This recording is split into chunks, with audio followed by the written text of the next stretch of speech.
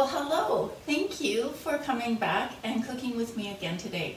My name is Kim, and this is my fake cooking show, Barefoot in the Kitchen with Kim, where we cook really good food, or we bake really good, yummy things for really good people like you. Today is a great day to be alive, and today is a great day to make gluten-free chocolate cake donuts. You can make these vegan, you can make these regular.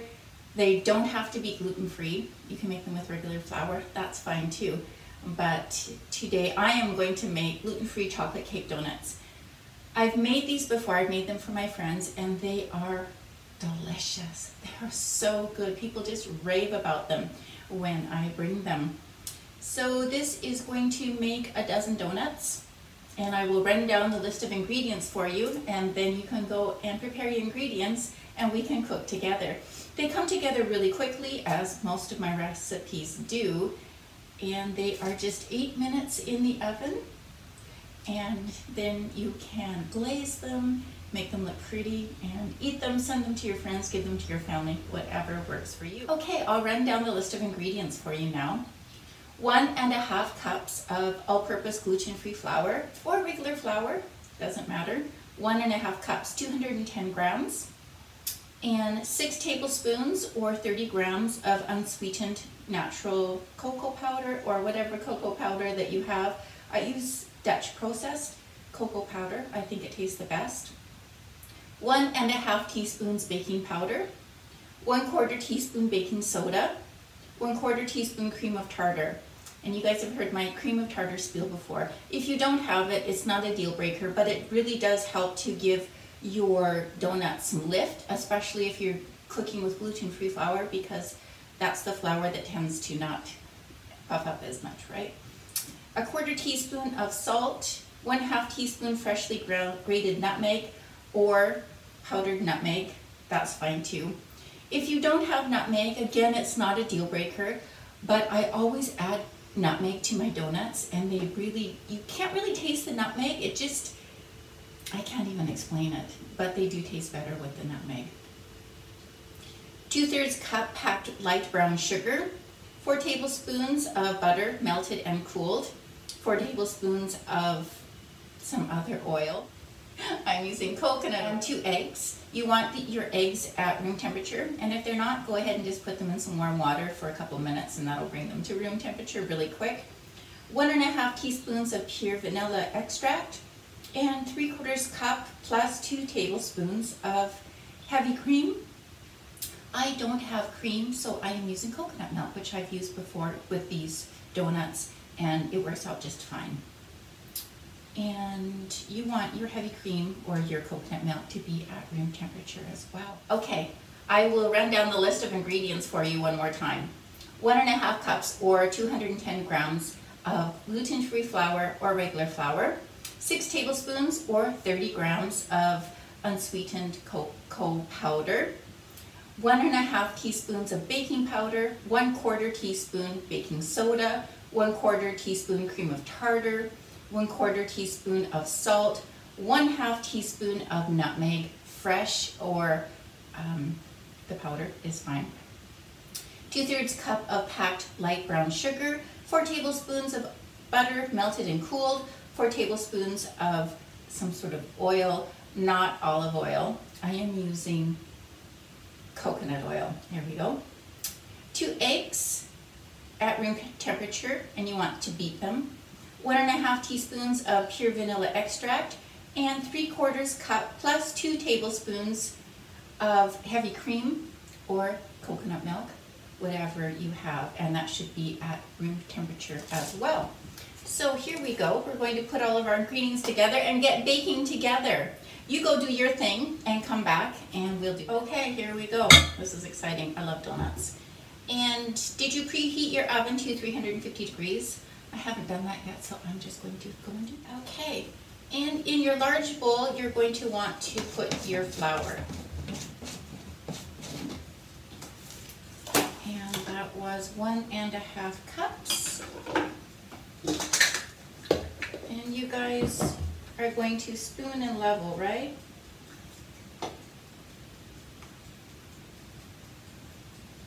That way way you get the most accurate measurement. Spoon and level. So that's 1 cup. And our half cup.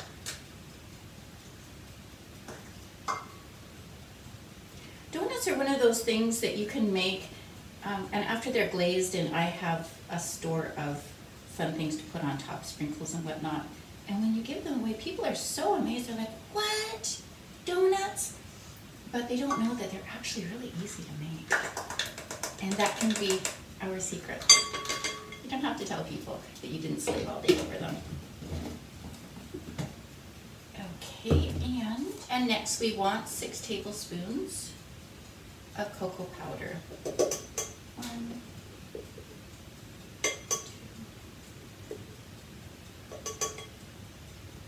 2. You guys are gonna love these. That's 4. That's 5. Yum yum. And 6. Great.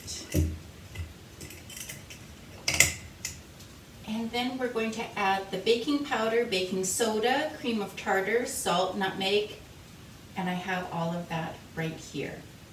Pre-measured those ones.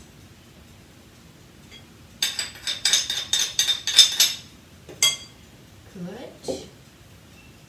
And our brown sugar.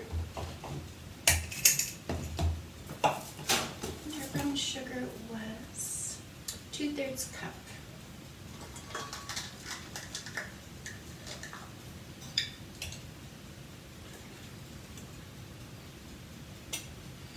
And your measuring tools are really, really important. I bought a new measuring cup at the local baking store.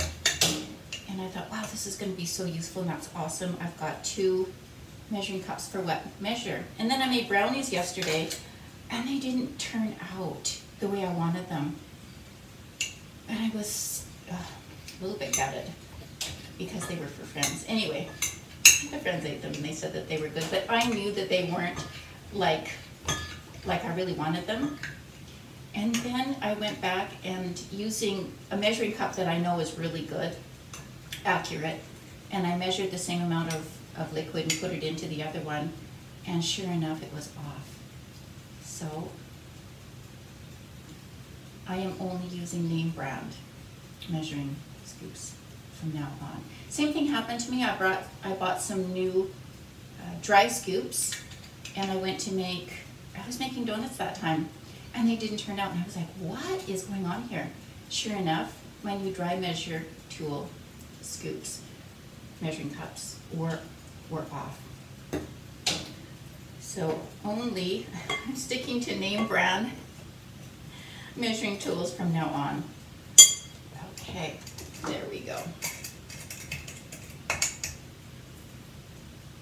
And what is next? We're going to just give that a stir. If you've got a whisk handy, you can whisk it all together. I've got my spoon handy, so that's what I am going to use. If you happen to have any lumps at all in your brown sugar, now is a really good time to make sure that you flatten them out. You don't want a lump of brown sugar in your donut. That would be terrible.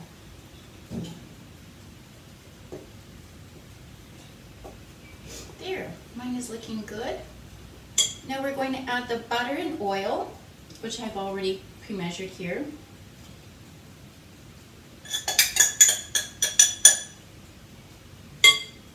And your eggs, or use your egg substitute if you're making these vegan. And these also work really well with butter substitute.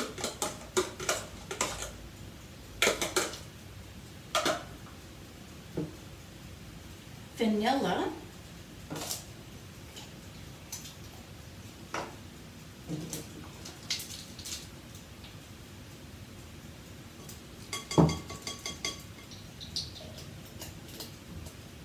And your cream.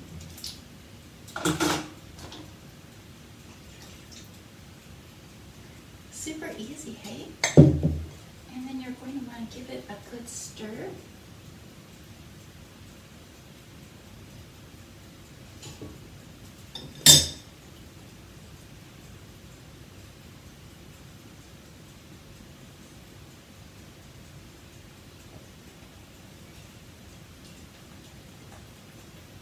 And then when we pop these into the oven, they only cook for 8 minutes.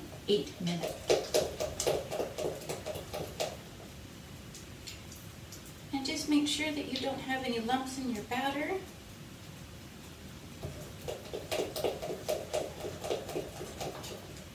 And by now, when you smell them, these should smell really, really good. They should smell all chocolatey.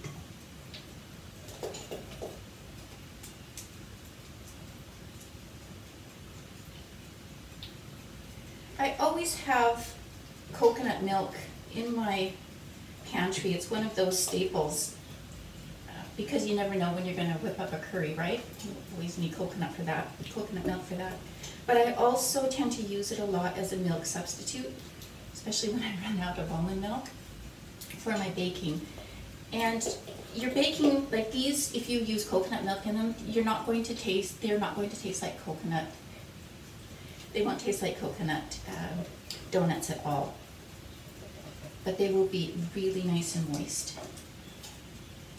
because coconut milk tends to have a fairly high fat content, which is why the recipe calls for cream, because that fat content is going to give you a really delicate, delicious donut. Okay, my lumps in my batter are all gone. Now, you can do this two ways. You can put your batter into a bag, piping bag, or a plastic bag, nip off the tip, and pipe it in. I don't do that because I think then I'm losing more of my batter. So I just use a spoon and spoon it into my molds. And I'm just going to grab the mold right now, and we will do this together and then put them in the oven, and we are super close to having a taste test. So this is my, there we go. It's a really good mold. It's got some nice coating on it so that the donuts will slip out really fast. But also I spray it anyway, because the worst thing in the world would be to have a donut that didn't release. And because broken donuts are not a donut.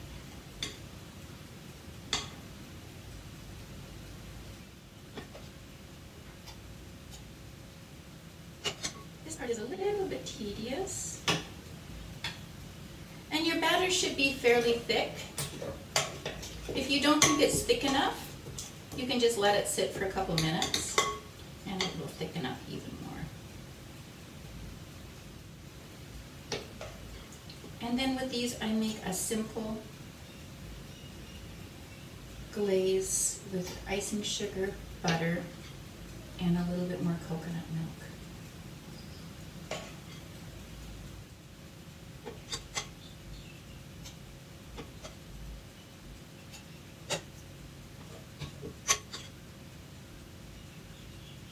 Well, the birds are singing outside. They are so happy today.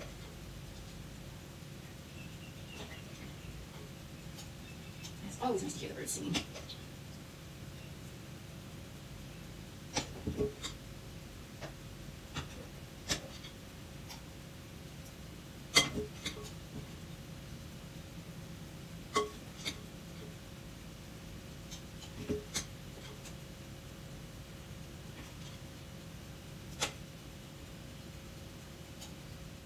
Okay, these are all filled up and they're going to go into the oven 350 degrees for 8 minutes. So super quick, and we will be having a taste test. Here we go. Okay, let's make the glaze for our donuts. This is going to be yummy. And I don't have really exact measurements for the glaze because it's something that, I don't know, you just sort of wing it and throw it together. Because it's liquidy, it doesn't really have to be exact. But I usually start with 1 cup of icing sugar. And I say start with because, you can work with it after that to make it more runny or thicker. But usually 1 cup of icing sugar is a good place to start. And to that, you want to add some butter or butter substitute. And less is more when you are making glaze. You don't want it to be too runny to start off with. And then I add some vanilla. How much? I don't know. Was that a half a teaspoon? Add a teaspoon. And then your plant milk. I've got some coconut milk there. And then go ahead and give it a stir. If you've got a whisk, that works really well. And how am I doing with my measurements here?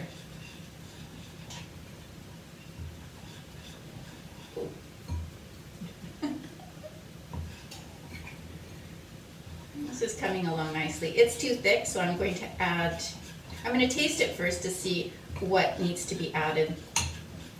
You know, when I was out running on Sunday, I was listening to the coach's advice.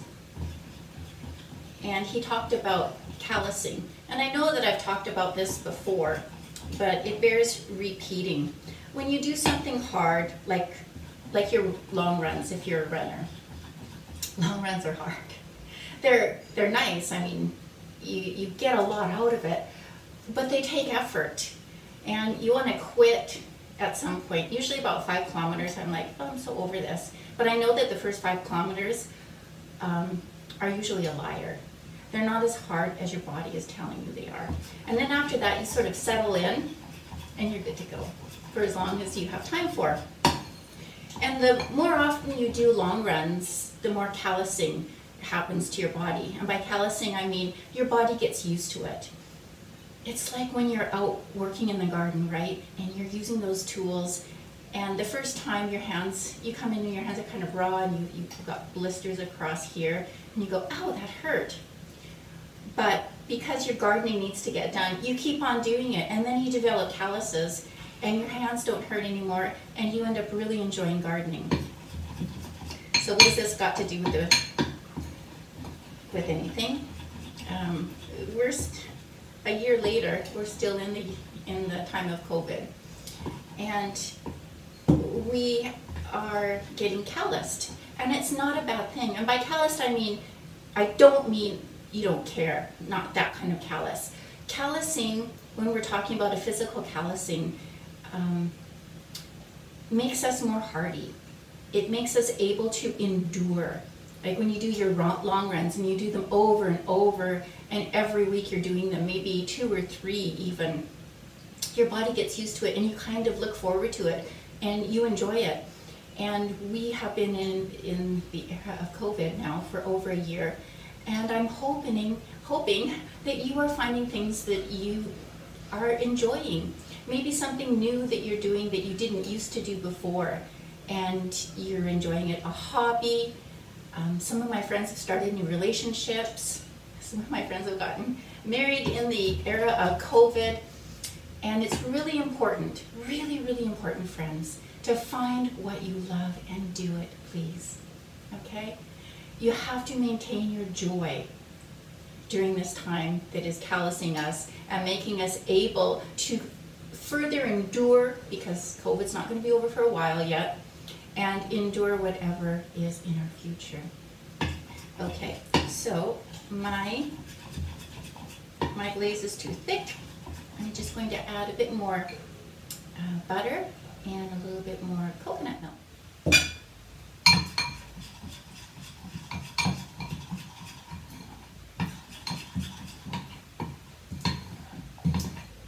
Okay, now comes the fun part. I sometimes make donuts just for this part, just because I love putting sprinkles and stuff on food, okay? So your donuts are nice, and now this is the side that was side up in the pan, this is the side that was side down. So take the really smooth side, and you're going to want to dip it in your glaze. I dip it a couple times, swirl it around, and then it looks like that. Oh, lovely. And then you can put it in your sprinkles. And, oh, wow, that's terrific. These are going to be so fun to give away. Love it. And if you've got raspberries in the freezer, take a few out, put it in a dish, and use the raspberry juice, there we go, to color some of your glaze. So I split my glaze, I should explain that. I always split my glaze up a little bit, and I've got blueberry juice and raspberry juice to use as natural coloring. And then we're just going to use that pink glaze and do some design here. Come on, come on, come on. There we go. Isn't that fun? Yummy, eh? Food should not only taste good, it should look good, right? Always. Okay, this is one I've already done up. And let's give it some chocolate sprinkles. Beautiful. Fun. Love it, love it. And I've got some round sprinkles here. There we go.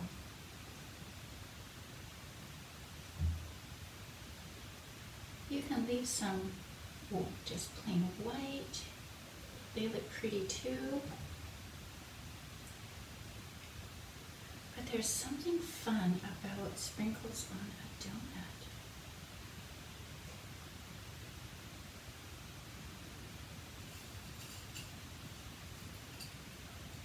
These are fun to do with the kids or with the grandkids. Sometimes some of the young ones from the congregation come over, and I do this with them. I make the donuts and then let them decorate. Their smiles are just such a reward. And then after that, I get them to take the donuts around and give them, because a lot of my friends now are living in the same Muban as I live in, the single gated community. And then I get them to take the donuts and give them to other people. And that way they get the satisfaction of making donuts, which is fun, but they also get the reward of seeing other people smiling when they receive the donuts. There we go, and I think we need some more pink drizzle.